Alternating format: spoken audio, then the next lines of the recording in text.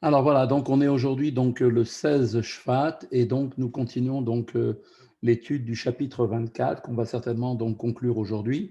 Donc on avait vu donc hier, le Admorazaken nous avait expliqué que celui qui faisait un péché était ni plus ni moins dans le même, était comparé à l'idolâtrie, parce que l'idolâtrie, c'est le déni de l'existence de Dieu et de sa volonté, pas de l'existence de Dieu, mais de se prendre pour un être à part entière, d'avoir une existence indépendante de Dieu et de ne pas accomplir la volonté de Dieu. C'est ça la notion d'idolâtrie. J'existe, je me prends pour un Dieu, et donc de ce fait, je n'accepte pas forcément la volonté d'Akadosh Baruch Hu.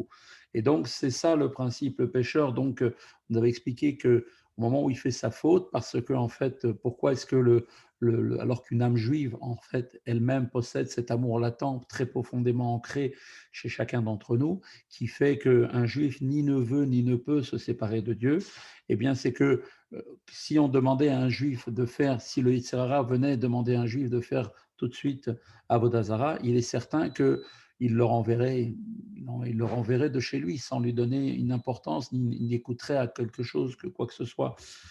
Là, la différence, c'est que le Yetzirara a fait rentrer en lui un esprit de folie, et c'est cet esprit de folie qui lui fait croire qu'en faisant le péché, eh bien, il sera toujours attaché à Dieu et que Dieu l'aimera comme avant, et que bon, après tout, c'est pas bien grave, c'est pas exceptionnel. Ce genre de faute ne va pas remettre en cause l'unité avec Dieu. Eh bien, oui, on a montré que c'est tout le contraire. C'est que celui qui fait un péché est assimilé à la notion qui est assimilée à la notion d'idolâtrie. Eh bien, il descend, et on avait expliqué qu'il descend dans l'ordre de toutes les créatures au rang le plus bas. Il est avant même, il se trouve même maintenant au niveau le plus bas, même les animaux, toutes les créatures impures sont au-dessus de lui dans la chaîne de la descente de la lumière infinie de Dieu qui anime et qui donne la vie à toute chose. Eh bien, il se retrouve lui-même donc totalement en bas et en réalité, donc il se sépare de Dieu parce qu'au moment où il fait un péché, il transgresse, en transgressant le commandement de Dieu, eh bien, il se met dans un état donc il s'exclut lui-même, si on peut dire, de la présence et de la lumière de Dieu qui ne lui apparaît plus de manière directe, mais de manière donc arrière. Alors maintenant, on va continuer un petit peu dans ce sens-là. Le Admorazaken nous dit maintenant, quant au principe selon lequel on apprend dans le Shulchan Aruch que on sait très bien que la vie a toujours la préséance sur tous les autres interdits, hormis l'idolâtrie. De même, la loi donc exige que l'on commette une transgression plutôt que d'être tué parce que la vie doit passer avant tout. Eh bien, alors que pour l'idolâtrie, ou bien l'inceste, ou le meurtre, la loi stipule qu'il faut accepter la mort plutôt que de transgresser ces interdits, alors que normalement la vie doit passer avant tout. Mais là, pour ces interdictions-là, c'est tellement grave que la loi nous dit, donc cette loi de la Torah qui distingue d'elle-même l'idolâtrie des autres commandements, semble a priori contredire le principe proposé par Rabbi Shneur Zalman, selon laquelle donc la femme adultère, pour reprendre l'image de la femme adultère avec l'explication de la Gemara Sota là-bas, nous dit que en fait cette femme adultère qui fait une telle distinction est aveuglée elle-même par un esprit de folie. C'est pour ça qu'elle fait malheureusement cette faute. Et chaque faute crée en vérité une extrême séparation avec Dieu.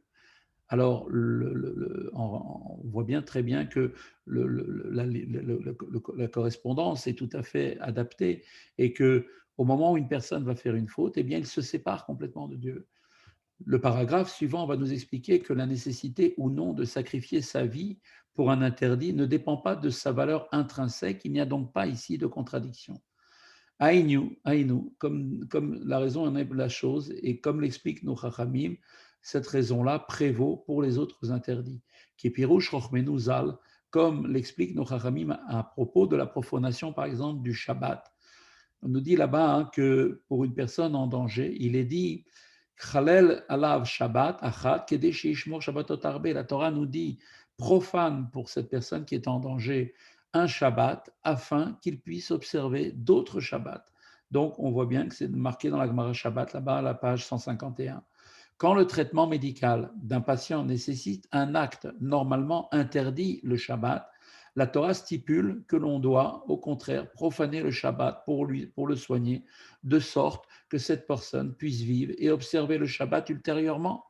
Et le précepte du Shabbat n'est donc pas transgressé à cause d'un facteur extérieur, c'est pour le Shabbat même que c'est pour que le patient puisse par la suite observer le Shabbat que l'on profane le Shabbat. Et c'est une chose qu'il faut bien prendre en compte, que tout est repoussé par la notion de quand la vie est mise en danger. Et en fait, ce qui fait que l'on repousse les choses par rapport à quelqu'un qui est en danger de mort, cela est expliqué, cette priorité de la vie sur le Shabbat, mais non sur l'idolâtrie, n'est pas due à l'importance qui serait moindre du Shabbat ou à la gravité des fautes telles que l'idolâtrie. Ça n'a rien à voir entre la valeur des actions qui sont menées. Euh, Quoi qu'il en soit, quoi qu'il en coûte, la vie passe avant tout. Teda share Shabbat chamura avec shekula kavoda zara leinyan shritat mumar ledavar acher beyoredea siman bet. Et cette affirmation d'ailleurs qui est apportée ici est confirmée par le fait que le fait de transgresser le Shabbat est d'une grande gravité et est équivalent lui-même à l'idolâtrie dans le contexte, par exemple, de l'abattage rituel par une personne qui va donc, en faisant cet abattage, transgresser un certain précepte, comme il expliquait là-bas dans le Shulchan Aruch, partie Yoredea, section 2. Donc on voit que le Shulchan Aruch statue dans ce cas qu'un homme qui profane le Shabbat n'est pas apte pour faire l'abattage rituel au même titre que s'il pratiquait l'idolâtrie. D'accord. Il y a certaines règles qui font qu'une personne est à même, on peut accepter de lui donc l'abattage qu'il va faire, mais pour quelqu'un qui transgresse Shabbat, au même titre que quelqu'un qui est idolâtre, on ne peut pas manger de sa viande, de cette shrita qu'il va faire. Ma shenke mumar le gilouy arayot, ce n'est pas le cas de celui qui transgresse les interdits sexuels auxquels un tel statut n'est pas appliqué. La violation donc du Shabbat est donc dans ce contexte une faute plus grave que les unions interdites.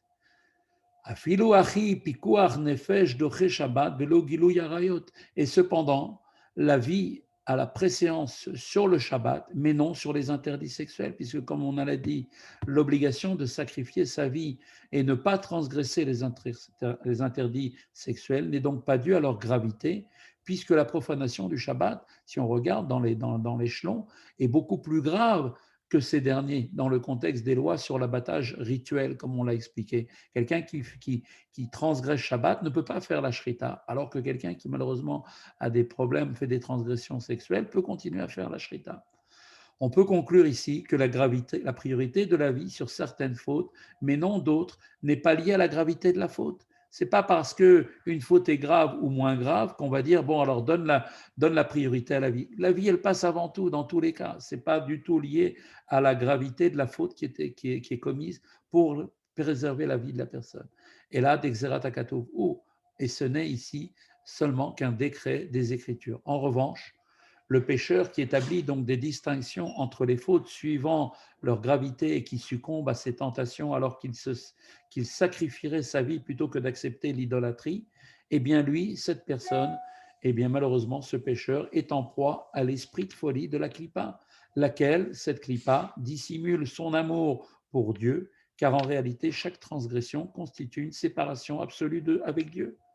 Donc Rabbi Shneur Zalman va maintenant nous expliquer que si distinction il y a entre les fautes, c'est seulement au point de vue de leur impact après qu'elles ont été commises. C'est seulement dans ce sens-là. Mais toute faute étant le déni de la volonté de Dieu est en fait considérée comme une séparation automatiquement absolue avec Dieu.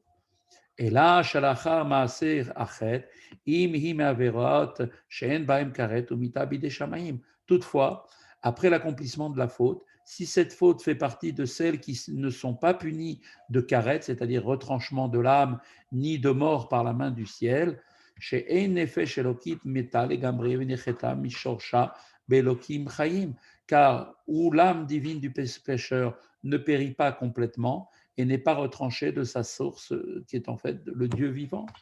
Rag shenivgam ksad divikuta ve'achrizata ve'shorsha ve'chedze.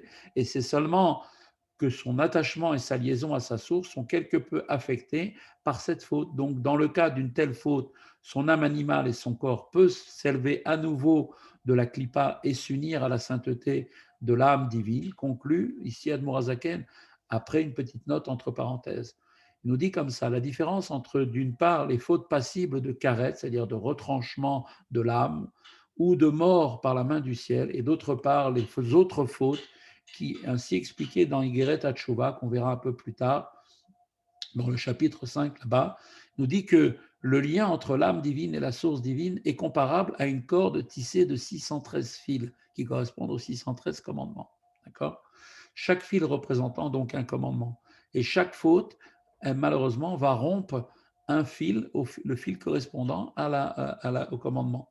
Quand un fil est sectionné, la corde entière est affaiblie, d'accord, sans être, bien sûr, totalement rompue. En revanche, les fautes qui sont passibles de karet et de mort par la main du ciel, elles rompent totalement cette corde, si on peut dire. Voilà la grande différence. Donc, dans la note qui suit, Rabbi Shimon Zalman explique que la sévérité du châtiment dépend de la tâche causée par la faute, car le châtiment n'est pas une finalité en tant que telle. Il a pour fonction, comme on l'avait expliqué, de purifier l'âme de cette tâche. Ainsi, donc, est-elle proportionnelle à celle-ci. Plus une faute va être entachante pour l'âme, et plus la punition sera plus forte pour justement lui permettre de bien nettoyer. Plus une tâche est profonde, et plus il va falloir frotter. Petite note du Rav de Admorazaken, en suivant l'importance, il nous dit comme ça, les filles, Erer Chiloke, Beprinat Abgam, Shebenefesh, Veshorsha, Belionim, et donc en suivant l'importance et la nature spécifique de la tâche causée par la faute dans l'âme et dans sa source dans les mondes supérieurs, car em Chelke Bechinat Amiruk Vaonesh Begeinom Obeolamazé. Et donc, comme on avait dit, donc forcément, plus la tâche va être importante, causée par la faute dans l'âme, et dans sa source dans les mondes supérieurs. Et donc, forcément, il va y avoir des différents processus de purification et de châtiment, que ce soit dans le Gehinnom, après qu'une personne soit partie de ce monde, ou bien dans ce monde que Dieu va envoyer ses souffrances à l'âme, donc qui sont pour but, bien évidemment, que ce soit les souffrances dans le Gehinnom ou les souffrances dans ce monde, ont pour but de purifier l'âme du pécheur. Et donc, chaque transgression et chaque faute correspond à un châtiment qui est approprié pour nettoyer et retirer la souillure et la tâche qui est causée par cette faute. De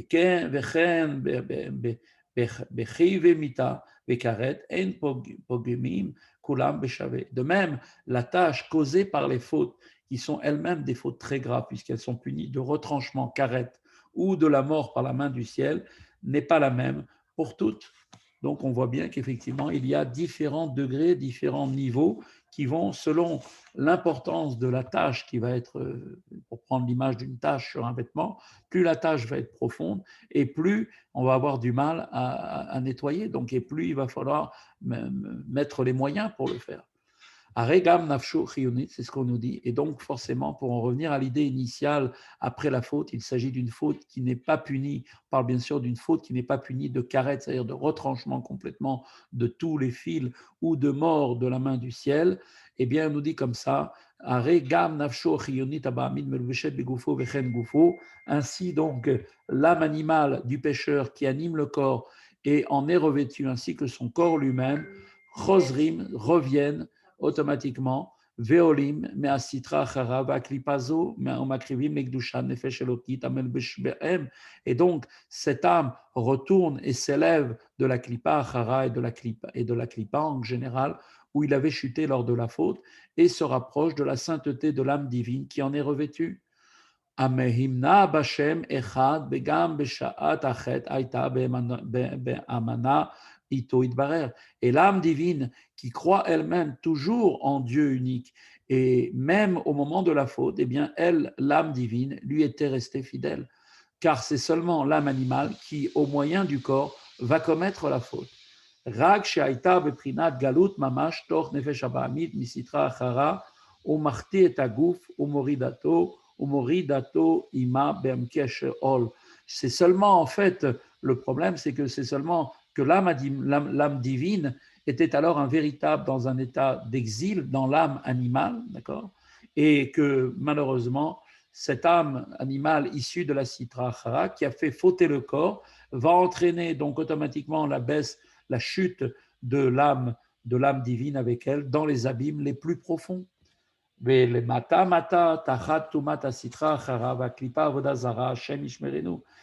elle va faire descendre cette âme divine extrêmement bas, plus bas encore que l'impureté de la Sitra Achara, comme on avait dit, et de la Klipa d'Avodazara, que Dieu nous en préserve. Donc, tout comme un homme est en exil, un homme en exil est privé d'agir à son gré, l'âme divine en exil, du fait de la faute, ne peut s'exprimer en maîtrisant le corps et en l'employant au service de Dieu du fait de la domination étrangère de la klipa. D'accord. Et il n'est pas de plus grand exil que cet exil de l'âme divine à l'intérieur de l'âme animale du fait de la faute. C'est un plongeon, si on peut dire, d'un toit élevé vers une fosse profonde, un abîme. Que Moshe Katouv les Hil, comme il a été expliqué plus haut, comme on avait vu dans le chapitre 2, des Shoresh ou Makor Nafshot, Kol Bet Israël ou Bechokma Ilaha, que la source et la racine de toutes les âmes juives et dans la sagesse divine, et Dieu et sa sagesse sont un, comme on avait expliqué, puisque l'infini de Dieu, la lumière infinie de Dieu, se trouve à révéler dans Chokhmah. Et puisque toutes les âmes proviennent du niveau de Chokhmah, eh bien, c'est ce niveau-là qui représente le niveau, la source de la racine de toutes les âmes juives. Et donc, la faute entraîne donc l'âme de son niveau élevé, là où elle se trouve dans Chokhmah et Laha, dans les profondeurs de l'exil, à l'intérieur même de la Sitra Achara. Ve'u kemashal aochez berosho shel melech umorido lemata vetomen panav betor beit akise.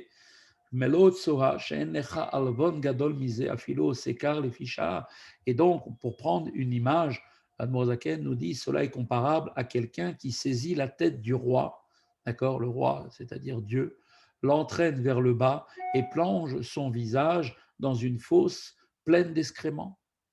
Voilà. Il n'est pas de plus grande humiliation que cela pour Dieu, même s'il ne fait cela que pour un moment. D'accord.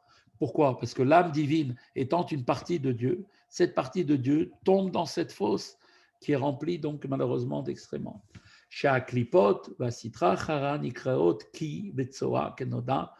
Et pourquoi dit-on cela? Eh bien parce que les clipotes et la sitra chara sont appelés des vomissures et des excréments, comme il est connu. Donc, de même, quand l'âme divine qui procède de la sagesse divine, c'est-à-dire au niveau de Chokhmah Ilaha, qui représente le visage du roi, donc pour donner l'image, est entraînée par les fautes de la personne dans la klipa, qui est une fosse pleine d'excréments, ne fût-ce qu'un instant, cela représente pour elle, cette âme, la plus grande humiliation. Donc, on ne peut donc faire de différence entre les fautes qu'une fois l'acte commis. Cependant, l'acte fautif en tant que tel, quelle que soit sa nature, crée une séparation d'avec Dieu. L'amour latent et inné pour Dieu, en vertu duquel il est dit que le juste désire toujours être uni à Dieu et refuse catégoriquement donc la séparation, ne serait-ce que même un seul instant, peut donc être employé dans l'observance de toutes les injonctions et dans tous les interdits. C'est la conclusion à laquelle Rabbi Shlomo Zalman va aboutir, donc effectivement dans le prochain chapitre, en sachant que nous avons terminé le cours pour aujourd'hui. L'idée générale, c'est de savoir que dans toute faute, comme on l'a déjà un petit peu abordé, eh bien, il y a à ce moment une coupure entre l'âme juive et sa source spirituelle, parce que se séparant de Dieu, eh bien, il tombe très bas et il entraîne avec lui son âme divine dans les niveaux les plus bas. Voilà, avec l'aide de Dieu, on verra le développement de tout ça dans le prochain chapitre.